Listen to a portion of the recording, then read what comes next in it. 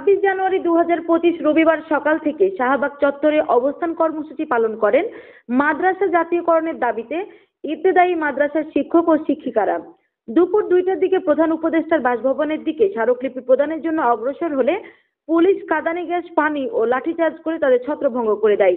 এই সময় 30 থেকে 40 জন শিক্ষক ও শিক্ষিকা আহত হয়ে ঢাকা মেডিকেল কলেজ হাসপাতালে ভর্তি হন। এই ন্যাক্কারজনক হামলার তীব্র নিন্দা ও প্রতিবাদ জানিয়ে বিচার দাবি করেন ইবতেদায়ী মাদ্রাসার শিক্ষক শিক্ষিকা।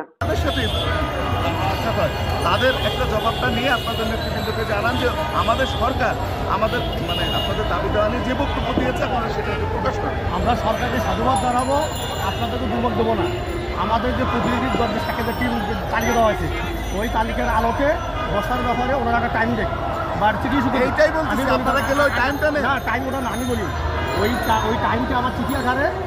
তবুও আমি আসছি যাতে এই মাদ্রাসার দিকে লক্ষ্য করা হোক, অন্তর্বর্তী সরকার এই মাদ্রাসার শিক্ষকদেরকে জাতীয়করণ করুক এবং একটা